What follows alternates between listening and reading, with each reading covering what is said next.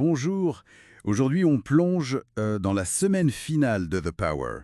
On se base sur un article qui couvre l'épisode clé du 9 juin.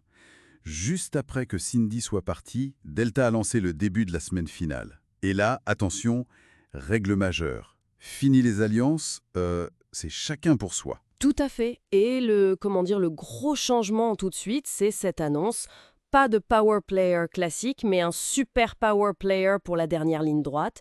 Et ça, ça veut dire que les règles changent, forcément. D'accord, donc configuration totalement nouvelle. La question c'est, petit, qui est ce super power player? Et c'est quoi ces nouvelles règles exactement? Allons creuser un peu ça. Alors, le nom est tombé, c'est Manon Tanti. Elle est désignée super power player. Mais le truc vraiment piquant, c'est comment elle a été choisie. C'est pas le hasard cette fois. Non, non. C'est un vote des candidats qui sont déjà sortis. L'article dit même qu'elle a explosé de joie. Ah oui? Et ce qui est fascinant là-dedans, c'est le vote de Robin pour elle. Parce que si on se souvient, il n'était pas hyper tendre avec ses stratégies avant, hein. C'est vrai. Donc ce revirement, c'est intéressant. Est-ce qu'il reconnaît sa force de jeu finalement, ou c'est une stratégie de support?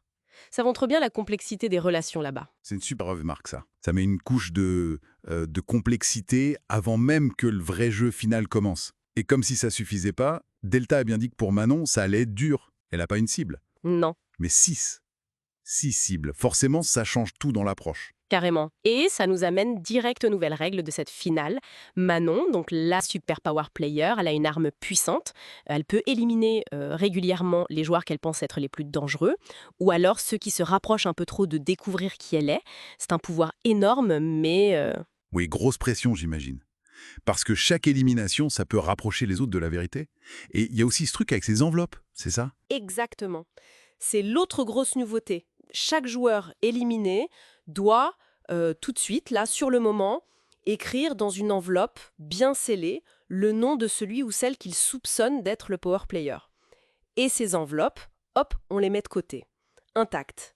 L'idée, c'est de capter l'intuition du joueur à chaud, quoi. D'accord. Donc on collectionne ces pronostics sous scellés et à la fin, comment ça se résout tout ça? Alors, tout à la fin de la semaine, il reste des joueurs.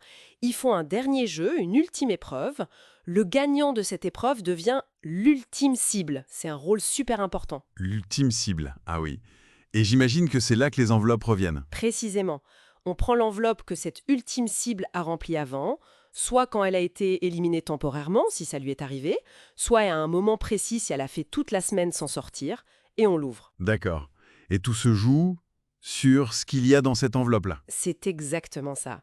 Si dans l'enveloppe de l'ultime cible, il y a écrit Manon Tanti, eh bien l'ultime cible gagne la saison. Elle l'a démasqué. Par contre, si c'est un autre nom, alors c'est Manon Tanti qui gagne l'aventure et les 20 000 € pour son association. Waouh. Donc tout dépend de l'intuition de cette personne, une intuition qu'elle a peut-être eue bien plus tôt dans la semaine. Incroyable. Donc si on résume, Manon Tanti est Super Power Player, choisi par les anciens. 6 cibles en face d'elle, elle peut éliminer. Et la victoire finale, ça tient à quoi? À une intuition écrite dans une enveloppe par l'ultime cible. C'est fou. Oui, et ça amène une réflexion intéressante, je trouve, sur la mécanique du jeu. Ce fait de devoir verrouiller son idée très tôt dans la semaine, sans pouvoir changer d'avis après les derniers jours, les dernières éliminations, comment ça influence la stratégie, le mental des joueurs? Est-ce que ça avantage ceux qui ont une super intuition de base? Ou est-ce qu'au contraire, ça rend la tâche de démasquer quasi impossible sur la fin? Ça ajoute une vraie tension psychologique, je pense. Très intéressant à observer.